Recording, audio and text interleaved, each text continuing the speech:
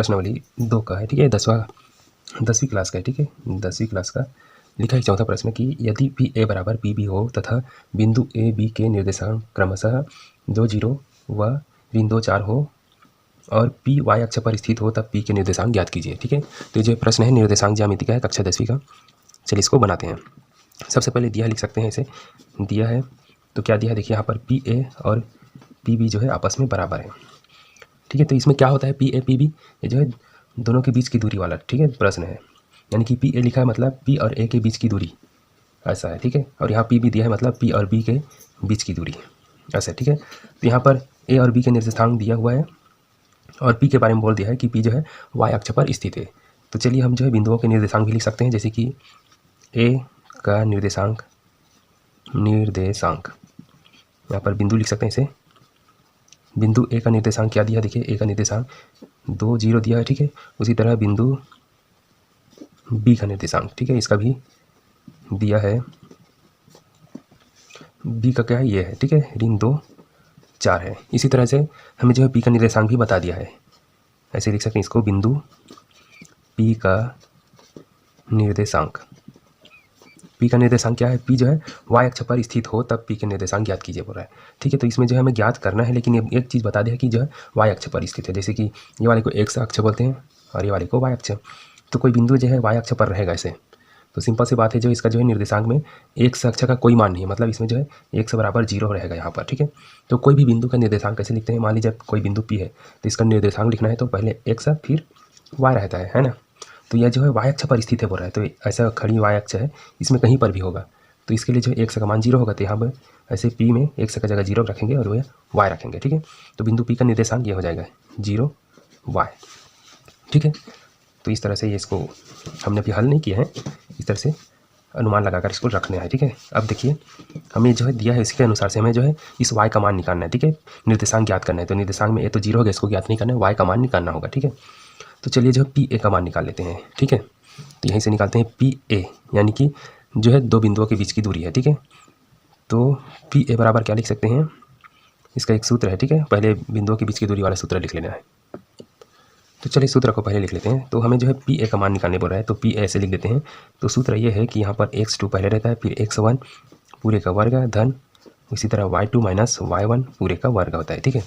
तो अब हम इसमें से कौन सा x1 है, कौन सा y1 है, कौन x2 है, कौन y2 है, इसको जान लेते हैं, ठीक है। तो सबसे पहले देखिए यहाँ पर p दिया हुआ है, तो p दिया है तो ये जो पहला है वही जो है x1 y1 होता है। तो देखिए यहाँ पर p का निर्देशांक दिया है 0 और y दिया है, तो इसी को x1 की जगह में 0 लिखेंगे और y1 की जगह में y लिखेंगे, ठीक है। इसके बाद दूसरे नंबर में a दिया है, देखिए पी ए, तो p को x1 y1 माने और a है इसके बाद, तो a वाला ये है, ठीक है। तो इसको पहले को x2 मानेंगे, दूसरे को y2, क्योंकि x1 y1 मान लिए हैं तो x2 y2 इसको मान सकते हैं, ठीक है। आप लिखना चाहें तो यहाँ पर ऐसे लिख सकते हैं, x1 बराबर यहाँ पर 0 है, y1 बराबर y है, ठीक है। इसी तरह से x2 का मान भी लिख सकते हैं, x2 बराबर जो है यहाँ पर 2 दिया हुआ है, उसी तरह y2 बराबर यहाँ पर 0 दिया हुआ है, ठीक है।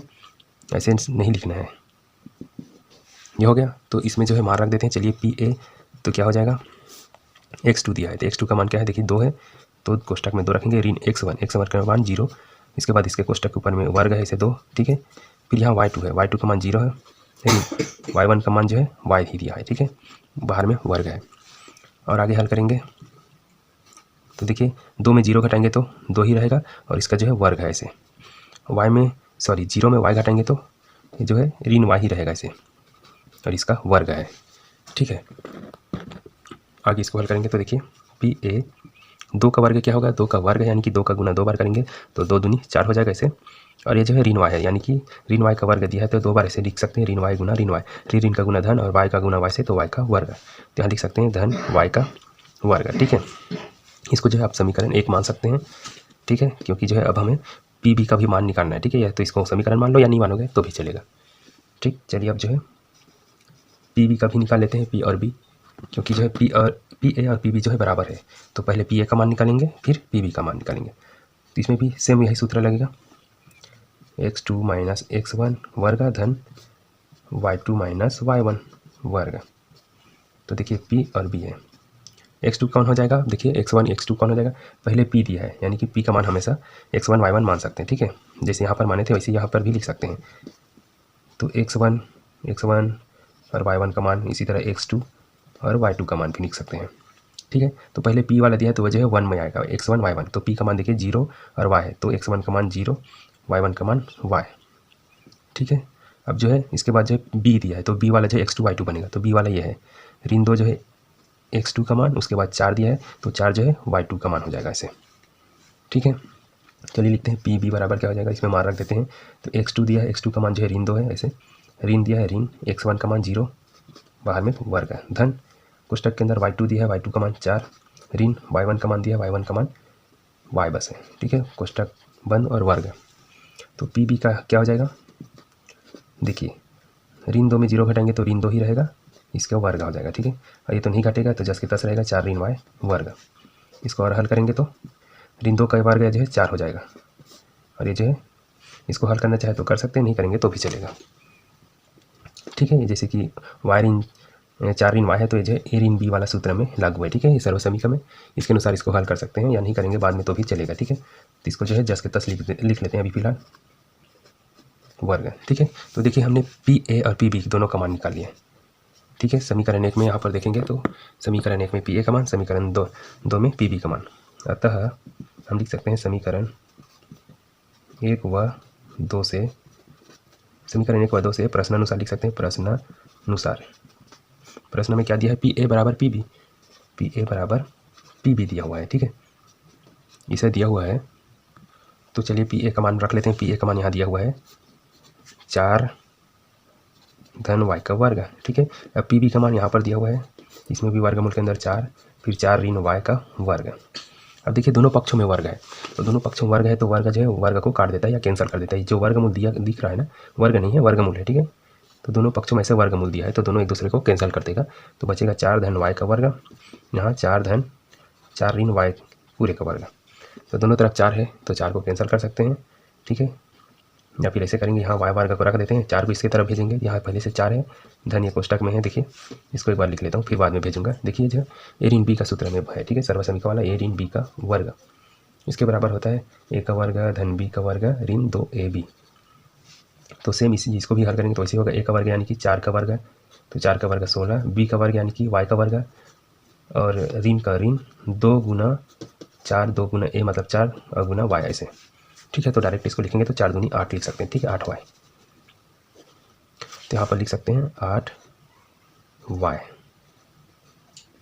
ठीक है, 8y हो गया। अब देखिए हमें y वर्ग को जो है एक तरफ ले सकते हैं। ठीक है,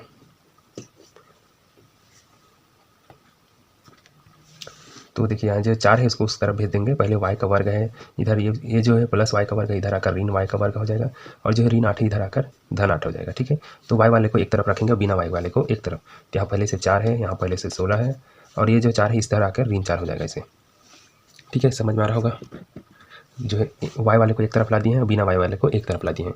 तो देखिए ये जो है y वर्ग धन में, ये वाला ऋण में, तो एक दोनों कैंसिल हो जाएगा या 0 हो जाएगा। ठीक है, एक दूसरे को घटाकर बचेगा सिर्फ 8y, और ये जो है 4 ऋण में, ये 4 जो है धन में, तो सिर्फ बचेगा 16। ठीक है, तो अब देखेंगे यहाँ से, ठीक है जगह की कमी हो रहा है, तो हमें y का मान निकालेंगे, y का मान, तो 8 जो है इसके भाग में चला जाएगा ऐसे 16/8। ठीक है, 16/8 आएगा, तो इसको घटाएंगे तो 8 का मान 8 दूनी 16, तो y का मान क्या मिल रहा है, y का मान मिल रहा है 2। ठीक है, y का मान 2 मिल रहा है, इसका मतलब जो है अब हम निर्देशांक ज्ञात कर सकते हैं। ठीक है, तो p का निर्देशांक क्या दिया हुआ है, देखिए p का निर्देशांक दिया हुआ है 0y। ठीक है, तो कहीं पर आप लिख सकते हैं, नीचे में यहाँ लिख देता हूँ, अतः p का निर्देशांक होगा, क्या हो जाएगा, p का निर्देशांक, p के बाद जो है यहाँ 0 है, 0 और y है, तो y की जगह हम क्या लिखेंगे, जो अभी आंसर लाए हैं 2, तो यहाँ जो है 0 2 हो जाएगा। ठीक है, यही इसका आंसर है। इस तरह से बनाया जाता है। ठीक है, ये जो है वीडियो मैंने एक स्टूडेंट के लिए बनाया है। ठीक है, वो जो बोल रहे थे ये जो है प्रश्न को समझा देना ऐसे करके, इंपॉर्टेंट है बोल रहा था, तो मैंने सोचा चलिए इसको वीडियो ही बना देता हूँ। ठीक है, अगर आपको ये अच्छा लगा होगा तो लाइक कर देना, चैनल को सब्सक्राइब नहीं किया तो सब्सक्राइब भी कर देना। ठीक है, लिखना चाहे तो लिख सकते हैं, आपके इस मोबाइल की स्क्रीन में पूरा दिख रहा होगा। ठीक है, मिलते हैं और बाकी प्रश्नों के साथ।